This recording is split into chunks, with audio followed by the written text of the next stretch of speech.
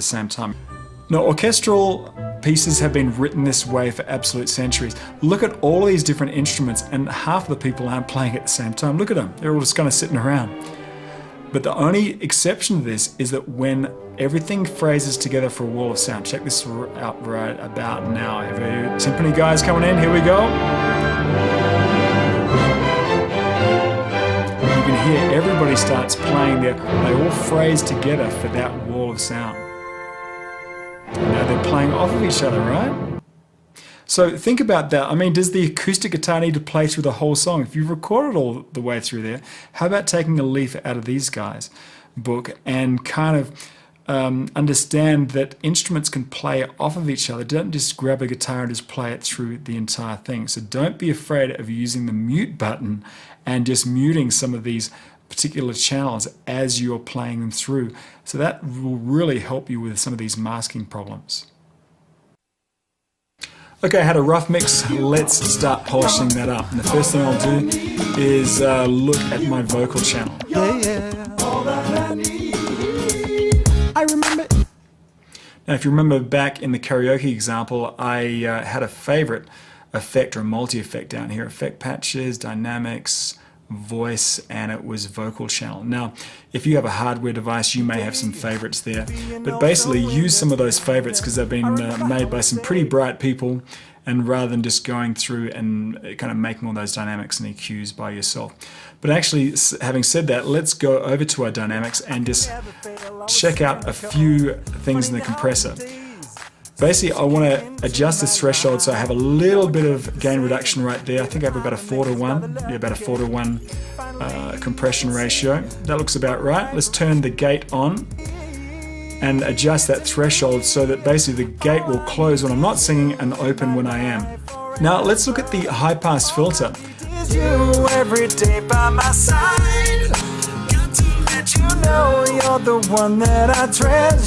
If I bring that down to about 80 hertz, that means that nothing below that channel, will work out well. So now that I've worked on that particular channel, it'd be really nice if I was able to use that on all of these backing channels here. And there's a way to do that in software. You can normally just right click. In here we can copy our channel settings, all of them, and then we can go across to the next one and we can paste all of those channel settings. So all the gates, the EQ, basically everything just gets duplicated across. So now we have all of those guys copied across here. All that I need, I remember in the day. And everything's kind of starting to come together. Okay, so now let's go across to our EQ, and on the first channel, which is our drums, let me just boost up just a little bit, just a couple of dBs down on the low end, I don't know, around 100 hertz, something like that. And we could do the same thing on our bass channel, just bump up a little low end. That'll be good, right about there. And then we could go over to our acoustic guitar channels, and here's when we'll do just a little bit of scooping.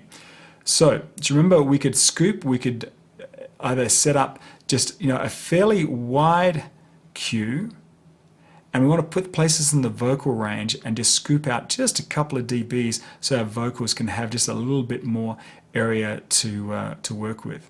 So again, just a couple of dBs, not much there, but that'll just help the vocals sit in the mix. You're all that I need. You are. You're all that I need. I remember in the day being oh so independent. I remember how I'd say. Okay, having done that, let's start messing around with some effects, and I'll just turn on a plate reverb to all of these vocals. All that I need. I remember in the day being oh so independent. I remember how I'd say I could never fail, I was cynical. Funny now, all I need is you in my life forever.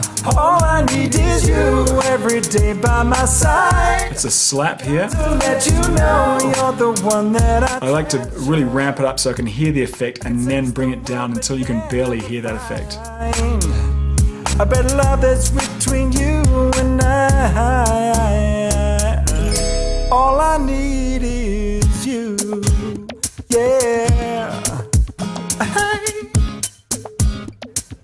Okay, it's starting to come together.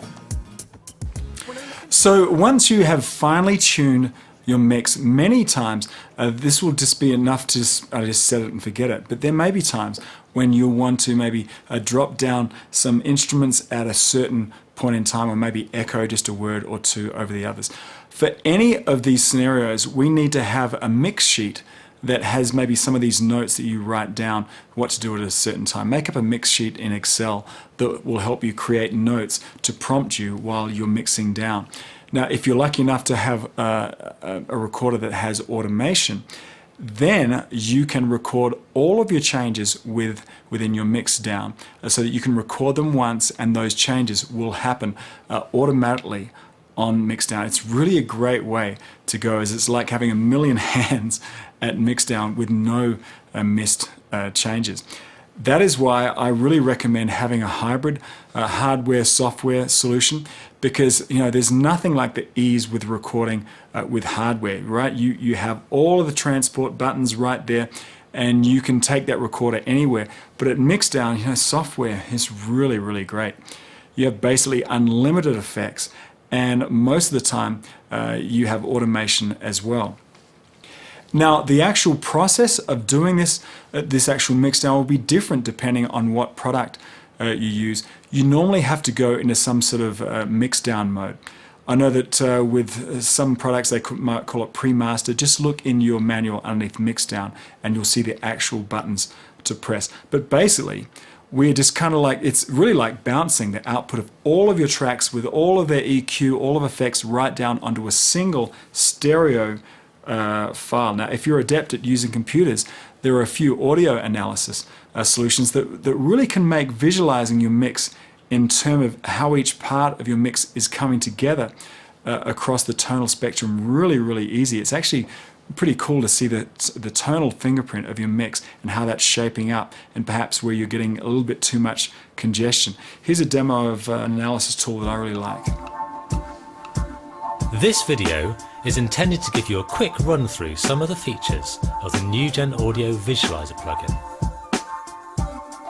The user interface is available in two sizes. You can switch between these in real time using the double-ended arrow button at the top of the interface. The compact size allows you to keep an eye on the various analysis views without taking up too much precious screen space. All the visualizer options are available in both compact and expanded modes. Visualizer is capable of displaying many different audio analysis views. You can switch these views on and off using the view selector controls down the right hand side of the interface. As you do so, Visualizer will automatically resize the contents of the graphical display area to best represent the information you require. Many views allow you to zoom and scroll to examine specific areas in more detail. Any point in time can be captured using the snapshot memories, which are full datasets, not merely screen captures. This means that you can zoom and scroll a snapshot, or even examine views which were not active at the point of capture. The link function is used to allow the same parameter to be adjusted across many views at once. In this case, with link on, we can zoom both the spectrum analyzer and the spectrogram views together. Or switching off the link, we can adjust them independently.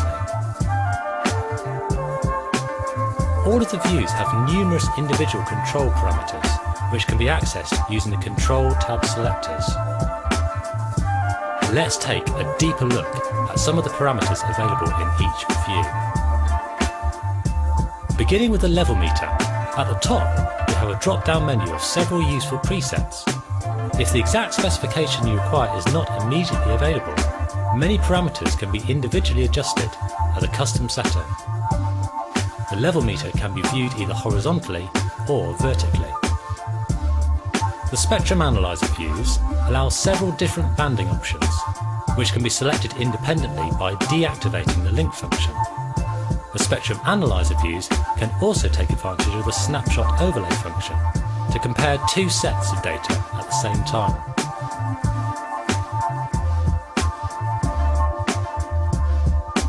If we turn on the tone option on the Stats and Setup tab, we can use the right-click mouse action to generate a reference tone at the level and frequency of the mouse cursor.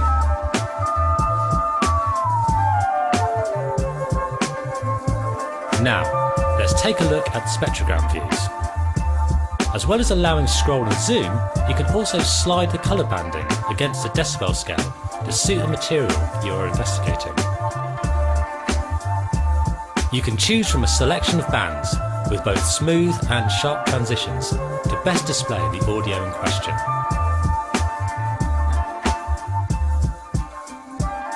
The scope view comes in two modes: lysogypse or oscilloscope mode and polar mode, selected using the drop-down menu.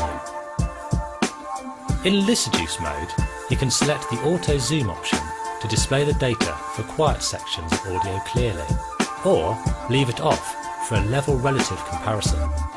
The polar view also features a left-right stereo balance meter with both rapid and longer-term averaging bars. Moving on to the correlation meter, the most obvious feature is the history control.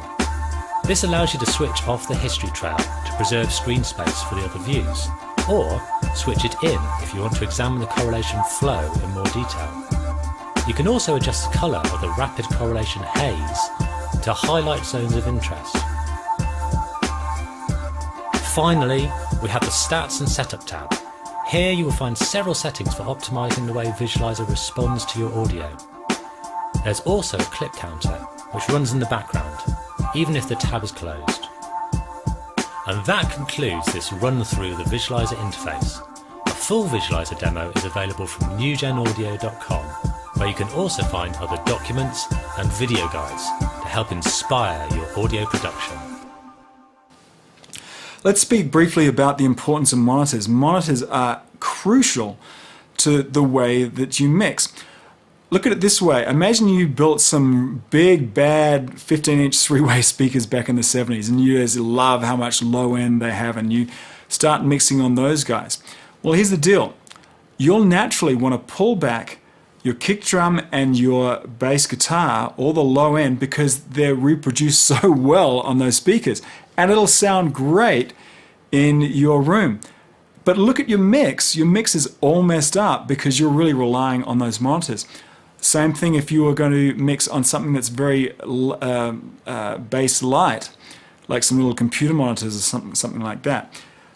What are you going to do? You're going to want to crank up your low-end instruments to make it sound decent on those monitors. But then when everybody else plays it back on regular speakers, look at your mix. It's totally out of whack. So how do you do this? You need to get the most accurate monitors that you can afford. There's a lot of different monitors out there. A good place to kind of check out reviews, things like that, is ProAudioEXP.com. We have some ideas and some recommendations in terms of monitors. So get the best ones that you can afford.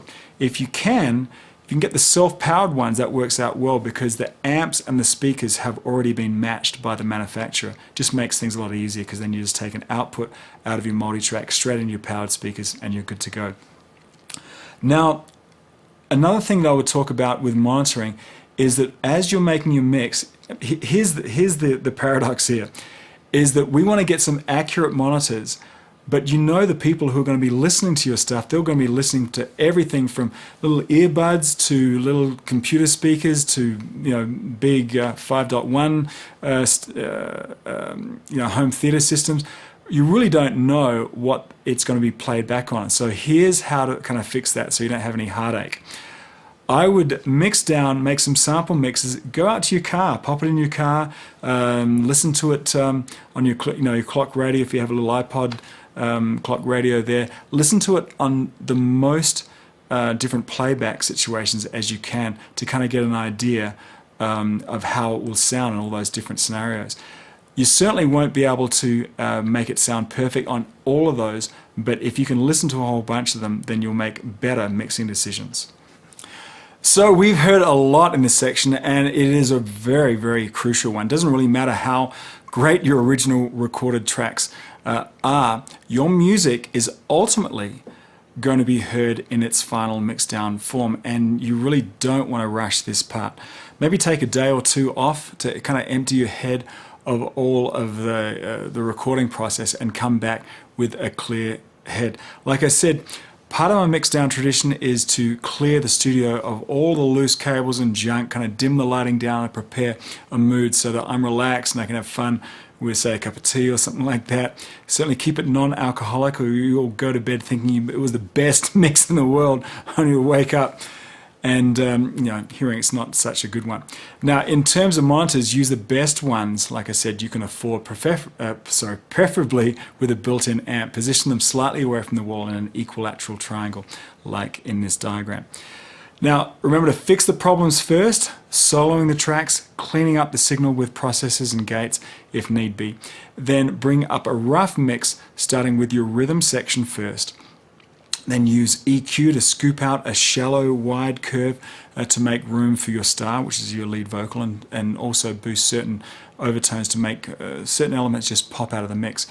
Use reverb and delay to add some depth to your tracks, typically using an effects loop to give differing amounts to each track. You can echo certain phrases by ramping up the send on that track just momentarily. Automation is a great way, if you have it, to record all of these changes in your mix down. Or if you don't have automation, then a mix down sheet with notes on it will help guide you through that process. Now, by the way, a lot of research has been done, most notably with Fletcher Munson, on how sensitive our ears are to particular bandwidths. And the main point is this: if you mix at low volumes, you won't hear much low end, and you'll overcompensate by cranking up your bass. If you mix at too high volumes, then your ears will get tired. So around 80 to 90 dB is a good level to mix at. And if that disturbs your neighbors, and maybe if you live in an apartment, then I would recommend mixing down in the middle of the day when you won't get many complaints. Now, if you do the midnight thing at really low levels, just know that your mix is going to be really bottom heavy, as your ears are not sensitive to that low end at that volume.